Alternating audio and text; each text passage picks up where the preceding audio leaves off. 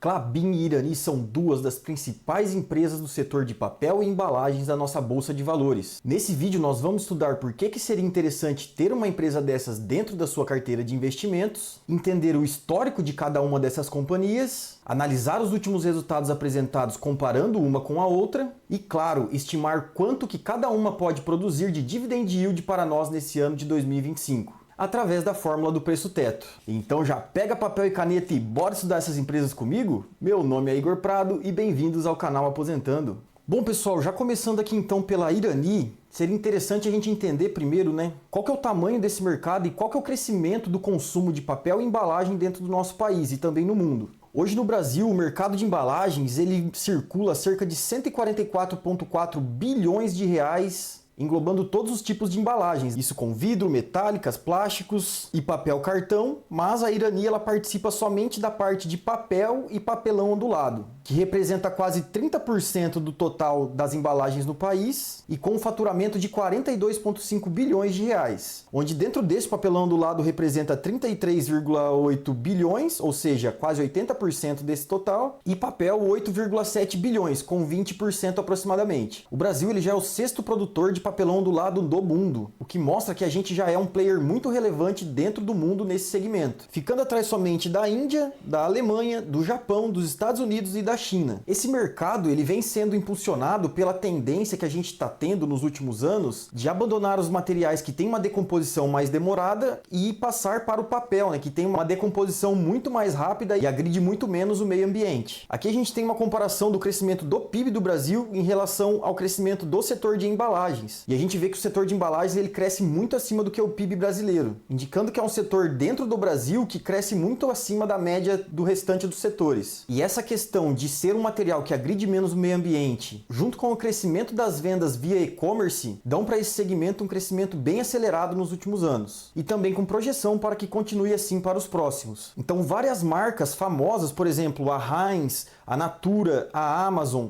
e a Louis Vuitton já estão adotando dentro do seu modelo de negócios a adoção das embalagens de papel em substituição para as embalagens plásticas. E essa adoção das marcas por embalagens de papel tende a aumentar devido a essa pressão pela agenda ESG que a gente vem tendo nos últimos anos. Aqui a gente consegue ver o crescimento que as vendas do e-commerce estão tendo nos últimos anos, onde lá em 2015 apenas 3,3% das vendas do varejo eram através do e-commerce e em 2024 já foi de 12%, como a tendência para que em 2026 chegue até 14,5% do total das vendas do varejo. E como 80% das embalagens utilizadas no e-commerce são sustentáveis, no caso de papel ou papelão ondulado, isso representa um aumento enorme na quantidade de venda que essas empresas vão estar fazendo, onde a taxa média de crescimento do e-commerce vem sendo de 15% ao ano. Bom, a Irani é uma empresa que ela já atua em boa parte do território brasileiro, mas mais especificamente nas regiões em que tem um PIB per capita muito elevado. Hoje as unidades fabris da empresa se encontram em Minas Gerais, São Paulo, Santa Catarina e no Rio Grande do Sul, o que ajuda na questão de preço competitivo para a entrega dos produtos dela, uma vez que a maioria dos produtos que ela produz tem uma fácil distribuição, pois o maior mercado consumidor dessas embalagens está próximo às suas unidades. Hoje a Irani é a única empresa dentro da Bolsa de Valores que não se envolve com a celulose, Ela trabalha somente com o papel e o papelão. As demais empresas, como a Suzano e a Klabin, elas acabam trabalhando também com a celulose, que é um produto mais exposto à variação da commodity e que dessa forma está mais suscetível a variações no preço, logo na sua receita e também nos seus lucros. Hoje ela trabalha com 5 focos principais, que seriam o e-commerce, o delivery, o varejo, bens de consumo e o alimentício. Aqui nós temos um gráfico que mostra desde 1984 o preço do papelão ondulado ao longo do tempo. E a gente vê que mesmo nos períodos de crise, por exemplo, a crise do petróleo, a bolha das .com, a crise do subprime e o Covid, a empresa conseguiu manter ou até subir os seus preços nesses momentos. Aqui mais especificamente no Brasil, a gente vê que nesses períodos a empresa também manteve ou até aumentou os seus preços, principalmente durante o Covid, onde a gente teve um aumento significativo da taxa de produtos vendidos via e-commerce, que vem se mantendo de lá para cá também. Outro detalhe interessante sobre a Irani é que 71,8% da matéria-prima delas são de fibras recicladas e somente 28% vem de fibras novas, o que faz a empresa ter notas notas altíssimas em todos os indicadores de sustentabilidade que são medidos. E também é uma empresa com mais de 80 anos de história, né? O que traz pra gente uma enorme segurança em saber que a empresa já está no mercado há muito tempo e vem crescendo e entregando resultado desde lá de trás. Já a Klabin, ela atua no mercado muito parecido que a Irani, mas atendendo uma gama de produtos um pouco maior. Então hoje ela tem uma base irreplicável de ativos, com a melhor produtividade florestal do mundo, tem uma gama de produtos maior do que a Irani, o que dá para ela uma diversificação maior nos seus resultados. Também surfa nessa tendência secular de aumento de demanda, né, devido à substituição do plástico pelo papel, e vem investindo muito nos últimos anos com a expansão das suas unidades fabris. A empresa ela é ainda mais antiga que a Irani, tendo sido fundada em 1899, ou seja, 126 anos de histórias hoje, possui um total de 911 mil hectares de área plantada. E dentro do portfólio de produtos que ela oferece, né, a gente tem as fibras, a celulose, os papéis e as embalagens. Sendo que nos últimos anos, nessa expansão das unidades fabris, ela vem focando muito mais no setor de papel e embalagem, justamente para desfocar da parte de celulose, que é a parte mais oscilante da sua receita e, consequentemente, dos seus lucros. Hoje a Klabin ela já tem unidade fabril em 10 estados do Brasil e 1 na Argentina, tendo foco principalmente no sul, no sudeste, um pouco no Nordeste e também no Norte. A gente vê que da área total dela, né, dos 911 mil hectares, 669 mil são próprios e 242 são arrendados, sendo que ela consegue uma produtividade florestal maior do que a média brasileira, que já é uma das maiores do mundo. Aqui nós conseguimos ver que a projeção de crescimento para esse mercado também é elevada, principalmente nos container boards e nos cartões, e as regiões que mais têm tendência de crescimento seria na América Latina, na China e nos demais países da Ásia. Hoje a Klabin ela tem um market share de 60% no papel Kraftliner, isso dentro do Brasil,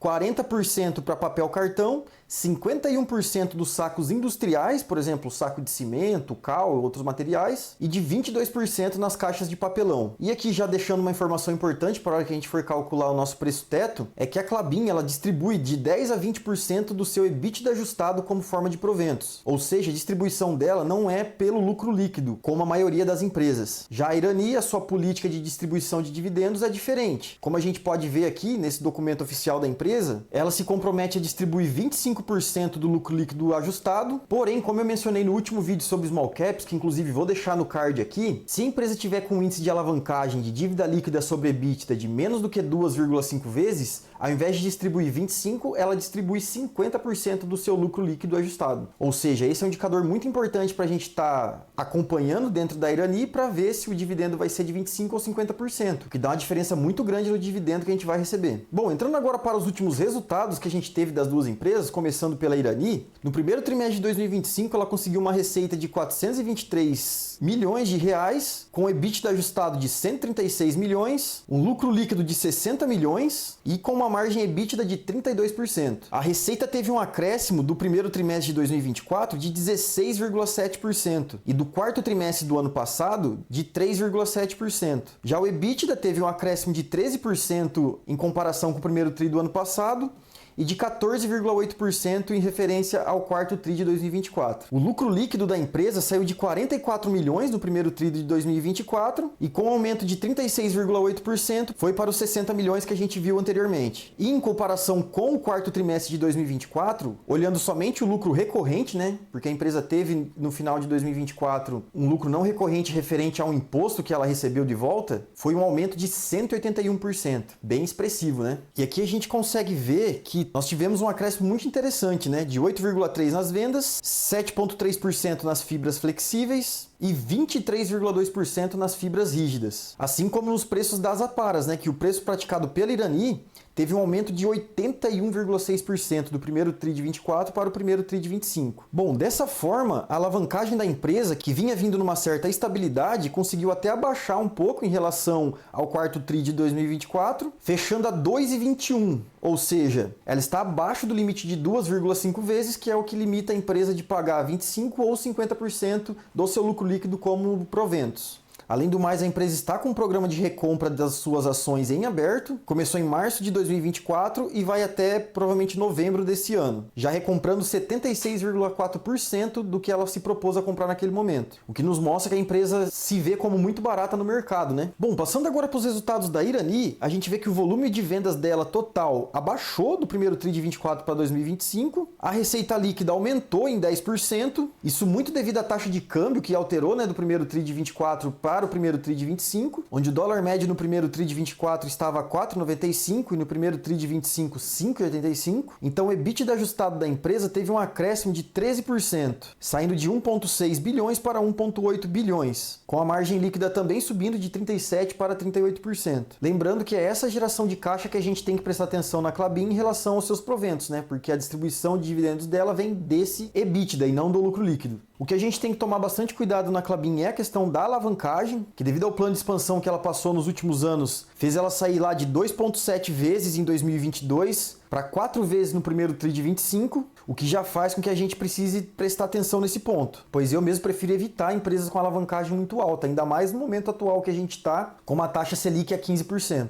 Mesmo assim, a empresa conseguiu entregar um crescimento muito interessante, né? Onde nos últimos 12 meses, no primeiro TRI de 2024, ela tinha 6 bi de geração de caixa. Agora, nos últimos 12 meses antecedentes ao primeiro TRI de 2025, ela conseguiu 7,5 bi de geração de caixa, o que já é uma alta muito interessante, né? Bom, passando então aqui para a comparação entre as empresas, eu coloquei também a Suzano aqui para a gente discutir um pouco por que ela não está nessa comparação, né? A Suzano ela é uma empresa que é focada 100% na venda de papel e celulose. Isso faz com que 100% da receita dela esteja suscetível à variação dessa commodity. Então a gente pode ver que hoje a Suzano está até sendo negociada a um PL negativo, uma margem líquida também negativa, justamente porque a gente está num ciclo ruim da celulose e por isso ela vem apresentando prejuízo. Então, para incluir a Suzano na sua carteira, você precisa entender muito bem do mercado de celulose e estar ciente que vai ter muita variação porque ela oscila junto com o preço dessa commodity. Bom, para comparar então Klabin e Irani, primeiro a gente precisa ver qual das Klabins que a gente vai comparar, né? Sempre que eu vou olhar alguma empresa que tem mais do que uma classe de ativos, eu gosto de jogar as três para a gente ver qual delas que está mais barata. E você consegue enxergar isso através do PL, né? Então hoje a Klabin 4 ela está com um PL mais baixo do que as demais e também o dividend yield de 6,22 contra 6,03 e 6,18. Então hoje a ação da Klabin que está mais barata é a Klabin 4. Então entre as duas empresas a gente vê que a Klabin hoje está sendo negociada a um PL de 13 vezes, a Irani 5,5, o PVP da Klabin está em 2,7 vezes,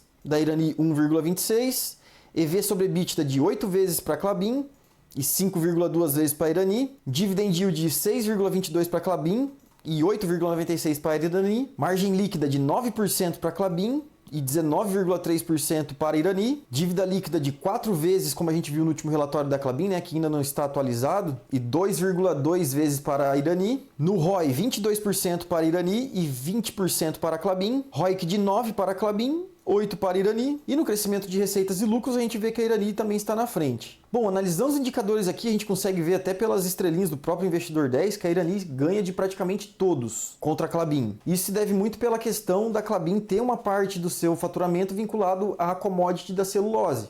E como a celulose não vem num momento muito bom agora, ela acaba puxando o resultado da Klabin para baixo. Então, entre as duas, você tem que ter noção que a Klabin ela é muito mais cíclica do que a Irani. Na comparação da rentabilidade das duas, a gente vê que a Irani deu um banho na Klabin, né? Em 5 anos, ela entregou 125% de rentabilidade contra somente 25% da Klabin. Na evolução da receita, a Klabin está na frente, com 183% de crescimento contra 114% da Irani. Porém, nos lucros, que é o que importa, que é dinheiro no bolso, a Irani subiu mais de 3.000% no seu lucro nos últimos 10 anos. Já a Klabin vem estagnada com menos 18% de crescimento dos seus lucros nesse período. E até por isso que não está aparecendo valor nenhum aqui para a Klabin no indicador de CAGR de crescimento de lucros. Bom, passando então agora para a nossa planilha que vocês já conhecem, para calcular o nosso preço-teto, a gente tem então que a Klabin ela pode chegar nesse ano a um lucro estimado de 7,4 bilhões de reais, com uma quantidade de papéis de 6,1 bi, um payout de 15%, que é o que ela já distribuiu no primeiro trimestre desse ano. Ela conseguiria entregar então 18 centavos de dividendo, o que daria um dividend yield de 4,65%, né? Ou seja, ela está abaixo do nosso preço teto de 6%.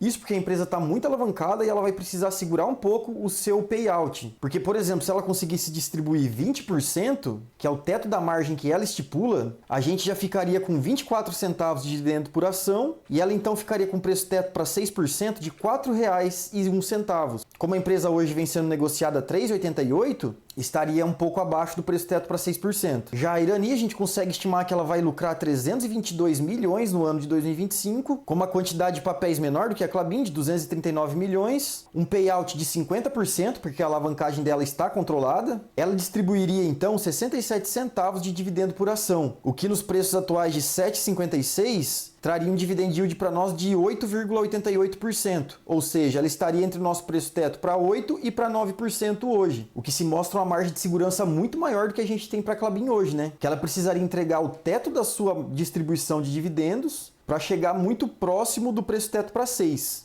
Já a Irani você conseguiria comprar ela com um preço teto de 9% nos preços de hoje, né? Bom, dessa forma nós vimos então que as duas empresas, elas têm as suas particularidades, mesmo atuando no mesmo setor ou um setor parecido, uma vez que a Klabin ela ainda tem uma parte do seu faturamento vinculado à commodity da celulose, já a Irani não, né? Ela vende só produtos não vinculados diretamente ao preço da commodity, e isso pode ser bom e ruim para a Klabin, né? Num momento de alta da commodity da celulose, ela vai entregar um resultado maior, enquanto a Irani não vai surfar dessa onda, porém nos momentos de baixa do ciclo, a Klabin vai sofrer mais, conforme ela está sofrendo agora, a gente viu pelos indicadores, e a Irani vai continuar com seu resultado um pouco mais constante. E é por isso que hoje eu tenho somente a Irani na minha carteira, porque para minha estratégia, eu prefiro empresas que tenham um resultado menos cíclico e consigam entregar o resultado mais sólido e constante. Mesmo assim, tem que continuar avaliando a alavancagem da empresa, porque se ela estourar o teto de 2,5 vezes EBITDA, o dividendo dela vai cair, e isso pode ser um problema. E a Klabin ela já está com alavancagem bem alta, né? Então também tem que prestar bastante atenção nisso. De toda forma, é um setor muito promissor aqui no Brasil, que vai crescer muito nos próximos anos, assim como cresceu nos últimos. E comprando por um bom preço, que é o essencial, você precisa saber qual que é o melhor preço para se comprar cada uma das empresas, tenho certeza que ela vai entregar um ótimo resultado para sua carteira, tanto uma como a outra. Mas se você, assim como eu, prefere uma empresa que entrega um resultado mais constante e que está com indicadores melhores, hoje a Irani seria essa empresa. E se você quiser ver também um comparativo entre as duas melhores seguradoras da nossa bolsa, Caixa Seguridade e BB Seguridade, eu vou estar deixando o link aqui no card para você assistir esse vídeo e poder tomar a decisão de compra de uma ou da outra para sua carteira. E se você chegou até aqui, por favor, já deixa um joinha, se inscreve aqui no canal, para que você apoie o nosso trabalho e não perca mais nenhum vídeo dos que estão por vir. Eu fico por aqui, até o próximo vídeo e valeu!